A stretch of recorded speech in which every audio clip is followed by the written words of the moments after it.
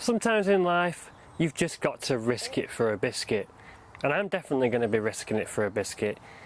Bringing down the peppers from home under the grow lights to the allotment in April. Sometimes you just got to risk it, haven't you? Sometimes risk comes with high reward. If I manage to get away with planting the peppers in the polytunnel, then we should get a very big biscuit, I'm sure, hopefully. And speaking of biscuits, what is your favourite biscuit? I tend to go for the custard cream. It's good for dipping into your cup of tea.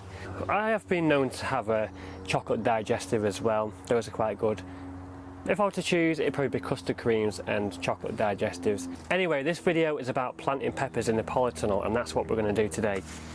The reason being is they were just struggling under the grow lights at home. They were getting way too big for the pots, and I didn't have any space at home to pot them on into anything bigger. On top of this, I also had issues with humidity as well. Even though I had a dehumidifier and I had fans as well blowing air around the shelves, I still had problems with edema, which is probably a problem with the compost and water, but I think it's also a problem with humidity and airflow as well. So we've brought them down, and they're actually doing so well, and they're getting so big that they've got flowers appearing on them. There's several flowers on each one. I'm going to pick those off though, simply because I want the pepper plant to establish a good strong root system in the raised beds before they start to produce fruit. And if they try and produce fruit when they're not even established, we don't really have much chance of a good crop. A couple of weeks after I plant them, I'll remove any of those flowers. So we're simply going to be chucking them in the raised beds, to be honest. It's as simple as that. But the things which I've added to the raised beds before planting, I've actually added a little bit of homemade compost.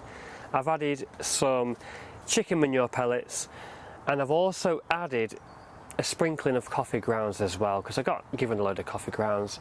We've sprinkled some of that on there, and I'm also going to be adding a good handful of bloodfish and bone as well when I plant the peppers too. And then every week or two throughout the growing season, when they're fruiting and flowering, I'm going to feed them with a liquid seaweed feed. I use Tomerite usually. I'll give them a water with that every week, and that will give them a really good boost as well, and hopefully a bumper crop of peppers. So we've got loads of peppers. I've not actually counted them. About 50 of them, I think. We've got 3 varieties: King of the North, New Ace, and a variety called Fiesta, which is actually a yellow pepper. It's very windy. Flipping heck. I feel like the polytunnel's going to fly off. It's very windy at the moment, so I apologise if there's any sound that you can hear on the microphone. So I'm going to plant them in these raised beds. I'm just going to stick them all in here, I think, because we like our peppers. I may as well.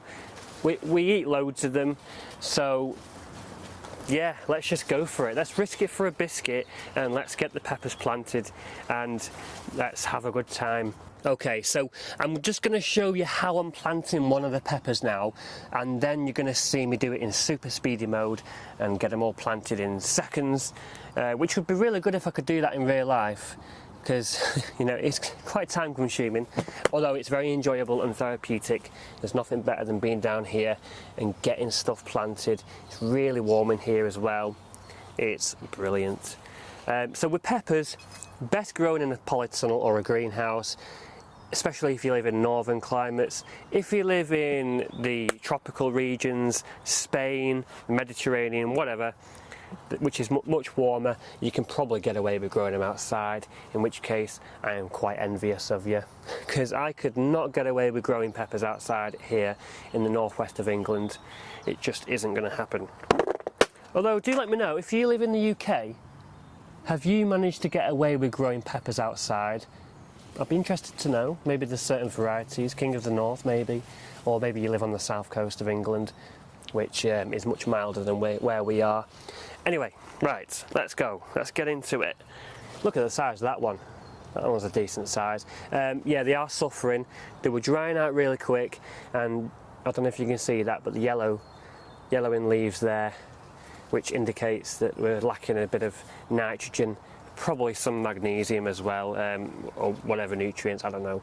I'm going to pick off those flowers that are appearing as well, and I'll be doing this for a couple of weeks after, like I said, to establish a good root system first. So I'm going to plant them around about 18 inches apart roughly.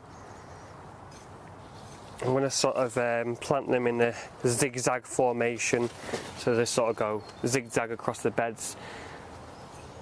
I think, yeah, that should work. A good sprinkling of bloodfish and bone in there.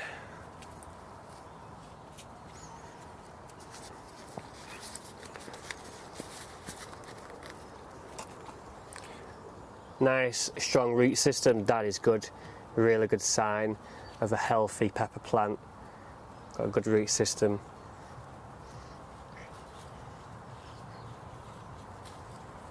Beautiful. That is our first one in. I'll show you the second one as well actually. This variety is Fiesta. Keep them all together. I've only got 6 of those. I only got 6 seeds in a pack. Or was it 8 seeds in a pack? I only got a few seeds in a pack anyway.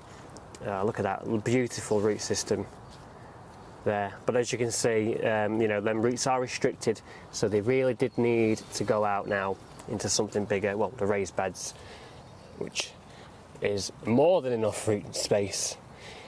There we go. You make sure we take them flowers off. That'll just sap energy out of the plant. Energy that the plant doesn't have yet because there's no root system there. Okay, that's the first couple of them done. Now we're going to go super speedy mode and get this whole bed planted up.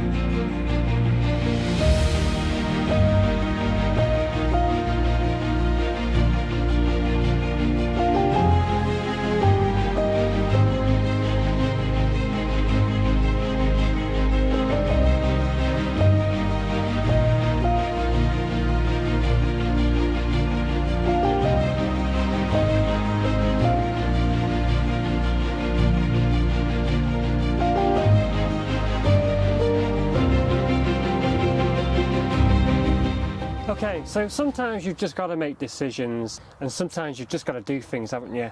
Risking it sometimes has to be done.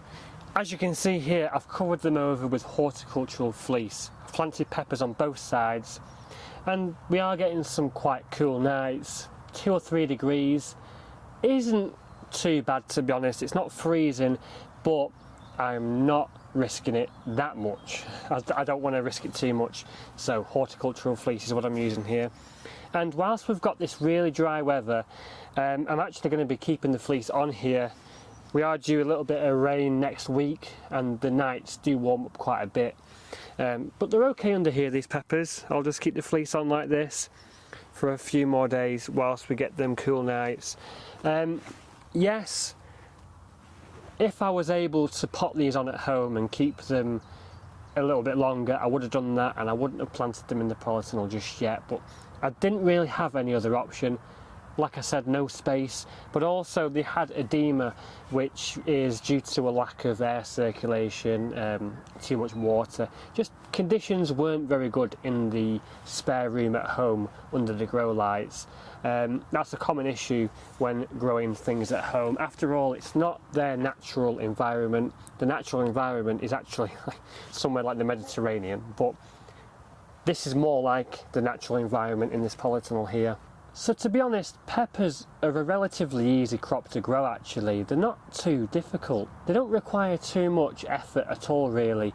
The most important things really when growing peppers is it's nice and warm for them. They get at least 6 to 8 hours of direct sunlight per day, and you give them a good nutrient rich soil that's loose, well draining, but moisture retentive as well. Just a really nice compost, nice soil for them to grow in. They appreciate the good nutrients like the nitrogen, the potassium and the phosphorus, so they will appreciate some organic fertilisers, bloodfish and bone meal. I found that sulphate of potash is a good one as well to promote flowering and fruiting, and a weekly feed of Tomerite will work really well with producing some lovely fruits. And if you provide them with all them things, warmth, sunlight, nutrients, a good soil, then you shouldn't really have many problems with growing peppers. They're not the hardest crop to grow. So we're going to have plenty of peppers this year, but we do like our peppers. We do eat them a lot actually. Curries, pasta, salads, you name it, we stick peppers in them. And they're relatively expensive to buy as well, but they're absolutely delicious. I do love my peppers. If we do get a massive glut, which we will if these produce a good crop, I will end up freezing them, and it's fine to do that as well. Chop them up, stick them on a tray, stick them in the freezer, and then when they freeze just stick them in a container. And what I'll do is I'll just take a handful of peppers out and stick them in my cooking whenever I need them. Not too good for salads though, because they will get mushy, but if you're cooking them, no problem at all. So that's just a little bit about growing peppers. Hopefully I managed to help you guys out and give you a little bit of information. And that was just another vlog update really. Planting the peppers out, risking it for a biscuit. We'll see how these do. When the nights get a little bit warmer, I'm going to take the fleece off here and just keep an eye on them. Make sure that they're protected from whatever comes our way. Frost, pests, you name it. We'll probably have them coming our way. Probably slugs as well, because they can eat them as well. So thanks for watching. Let me know in the comments below what you think. Are you planting your peppers out in your greenhouse or your polytunnel yet? Are you risking it, or are you going to wait a little bit longer? Are you going to wait till May? Remember, if you enjoyed this video and you want to see more vlog updates like this throughout the 2025 growing season, remember to hit that subscribe button and press the bell icon as well, and that way you'll never miss whenever I release all these vlog updates through the summer. I'm going to be releasing videos every single week. There's loads of things going on, and hopefully I can provide you with some good information as well whilst we're at it. And hitting that like button as well helps a lot as well. So if you enjoy my videos, hitting that like button really helps. So yeah, thank you very much for doing that, guys. So that's all for now. I hope you all stay safe. I will see you in the next one.